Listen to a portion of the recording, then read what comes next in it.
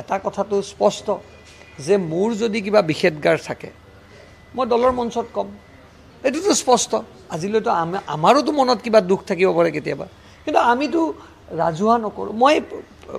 মই চিকুৱে কথাটোত যোৱা নাই কি কাৰণে তেওঁ বেয়া পাইছে, মই গোটেই পাৰ্চেপশ্যনটোৰ কথা কৈছোঁ যে যদি মোৰ মনত কিবা থাকে, মোৰ কাৰণে সভাপতি আছে, মোৰ কাৰণে মুখ্যমন্ত্ৰী আছে, মই তেখেতৰ আগত ক'ম। কাৰণ আমি বিধায়ক এজনক সকলোৱে অনুশীলন কৰে।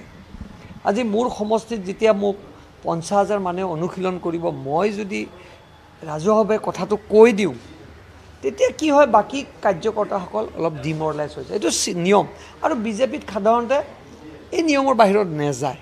এতিয়া মই জয়ন্ত মল্লবৰুৱাক কিয় মৃণাল শইকীয়া বেয়া পাইছে সেই কণ্টেণ্টটো মই নাজানো। মই যদি ভাবোঁ ময়ে সৰ্বসাৰ্বা, এইটো হ'ব নোৱাৰে।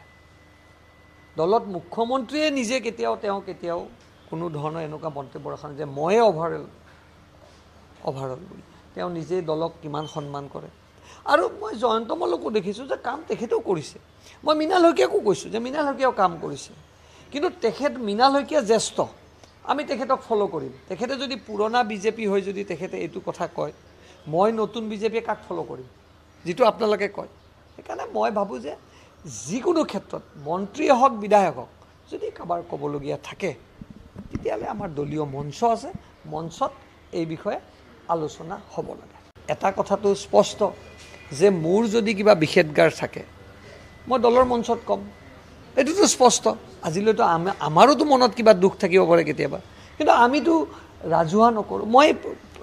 মই চিকুৱে কথাটোত যোৱা নাই কি কাৰণে তেওঁ বেয়া পাইছে, মই গোটেই পাৰ্চেপশ্যনটোৰ কথা কৈছোঁ যে যদি মোৰ মনত কিবা থাকে, মোৰ কাৰণে সভাপতি আছে, মোৰ কাৰণে মুখ্যমন্ত্ৰী আছে, মই তেখেতৰ আগত ক'ম। কাৰণ আমি বিধায়ক এজনক সকলোৱে অনুশীলন কৰে।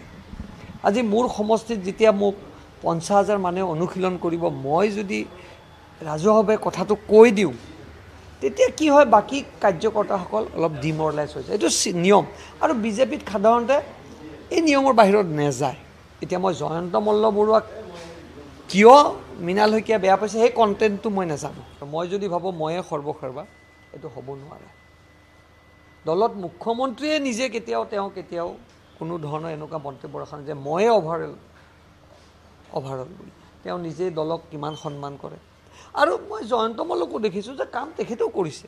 মই মৃণাল শইকীয়াকো কৈছোঁ যে মৃণাল শইকীয়াও কাম কৰিছে, কিন্তু মৃণাল শইকীয়া জ্যেষ্ঠ, আমি তেখেতক ফ'ল' কৰিম। তেখেতে যদি পুৰণা বিজেপি হৈ যদি তেখেতে এইটো কথা কয়, মই নতুন বিজেপিয়ে কাক ফ'ল' কৰিম, যিটো আপোনালোকে কয়। সেইকাৰণে মই ভাবোঁ যে যিকোনো ক্ষেত্ৰত মন্ত্ৰীয়ে হওক বিধায়ক হওক, যদি কাৰোবাৰ ক'বলগীয়া থাকে, তেতিয়াহ'লে আমাৰ দলীয় মঞ্চ আছে, মঞ্চত এই বিষয়ে আলোচনা হ'ব লাগে।